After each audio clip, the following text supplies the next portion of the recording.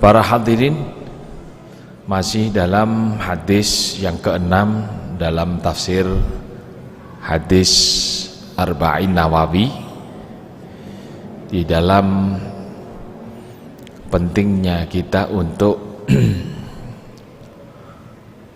mengambil ittikhadul halal wa jitinabul mahan. Jadi mengambil kewajiban kita itu mengambil yang halal dan wajitinabul haram, menjauhi yang haram. Hadis yang diriwayatkan oleh Abdullah Nu'man bin Bashir, beliau Rasulullah SAW pernah bersabda, innal halal bayyinun wa innal haram bayyinun wa bainahuma mushtabihat, bahwa halal itu telah jelas dan haram itu juga jelas, sehingga ada sesuatu hal yang sifatnya itu menjadi mushtabihat. Dalam hukum ini termasuk disebut dengan syubhah. Jadi syubhat itu bukanlah hukum tapi sifat. Sama juga dengan ketika kita biasa mendengar ada bid'ah. Bid'ah itu bukan hukum, tapi itu adalah sifat dari sebuah perilaku. Syubhat juga demikian, bagian dari sifat. Kenapa? Karena sudah saya terangkan para hadirin rahimakumullah, sudah masyhur di dalam kajian usul fikih dan juga kajian fikih, bahwa di dalam Islam itu hukum Islam itu hanya ada 7: wajib, mandub, mubah, makruh, haram, dan nanti bagaimana pelaksanaan di dalam makmurat, perintah-perintah itu ada nanti sihah wal butlan, atau sah dan batal. Jadi gambarannya hukum itu ya, makanya di dalam kitab-kitab salaf termasuk Imam Haramain, gurunya Imam Ghazali, yang paling awal mentafsirkan, menjelaskan tentang bagaimana usul fikih yang dikaji oleh Imam Syafi'i. Karena awwalu man dawwana fi usulil fikih, orang yang pertama kali menjelaskan, yang membuat satu disiplin ilmu di dalam usul fikih itu memang Imam Syafi'i.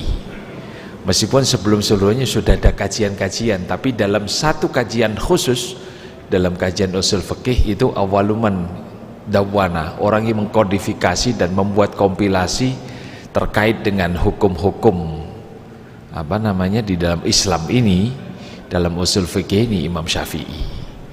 Maka Imam Haramain ini ya salah satu cucu dari murid Imam Syafi'i, ya, cucu murid istilahnya. Itu beliau menjelaskan di dalam Ahlus Sunnah wal Jamaah alal ittifaq, hukum itu ada 7 tadi, ya. Jadi ada hukum yang disebut taklifi, ada hukum yang disebut wad'i. Taklifi itu ada 5, makanya biasanya kalau kita tahu ini ya wajib, mandub, kalau kita menyebut sunnah. Ada mubah, ada makruh, dan juga ada haram. Dan bagaimana pelaksanaan dari yang makmurat, yang diperintah, baik itu wajib, itu nanti ada sihah wal butlan. Contohnya, kita diperintahkan apa? Sholat. Hukumnya apa? Wajib. Ketika terpenuhi syarat dan rukunnya, maka ada sah.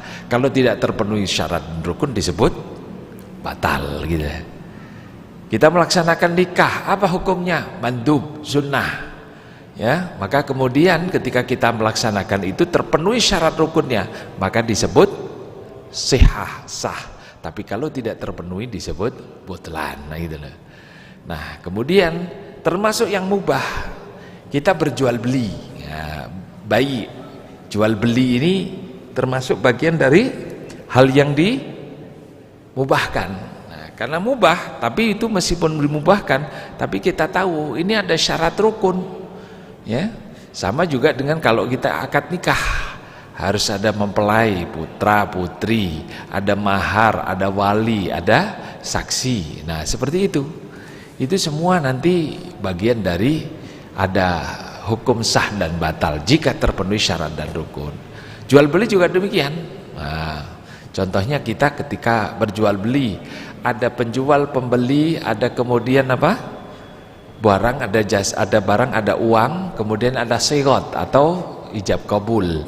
Itu termasuk rukun. Kalau tidak terpenuhi, maka tidak sah.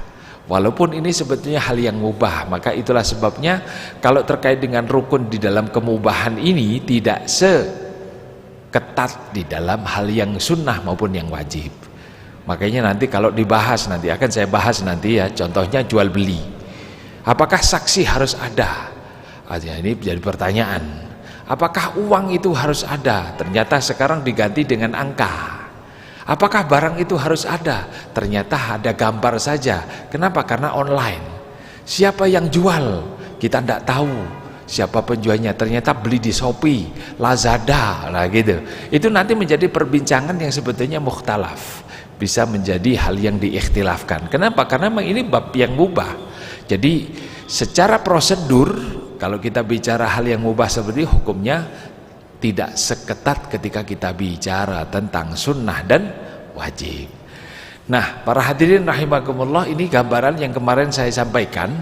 Jadi sebetulnya ketika Rasulullah SAW menjelaskan innal halal bayyinun wa innal haram bayyinun, itu pengertian halal itu apa? Pengertian haram itu apa? Nah, makanya sudah saya terangkan. Jadi gini, kalau kita bicara tentang halal, sebetulnya bicara halal itu ada terkait dengan apa yang makmurat, apa yang kemudian kita itu diperbolehkan untuk mengambil, dan ini tidak ada konsekuensi. Kalau dalam bahasa usul fikih, fi tanfidil hukmi atau fi tahfidil ahkam, ya, wa tarattubuhu fi adamil adabi, fi wujudil adabi wa adamihi. Jadi artinya ini adalah satu hukum halal itu terkait dengan apa yang kita lakukan diperintah oleh Allah. Apakah itu ada konsekuensi terhadap adab atau tidak? Jadi makanya kalau tidak ada adabnya, tidak ada konsekuensi, kita berdosa, kita tidak punya konsekuensi untuk disiksa Allah, itu disebut halal. Ya. Kalau yang haram ada konsekuensi terhadap dosa dan juga azab dari Allah itu.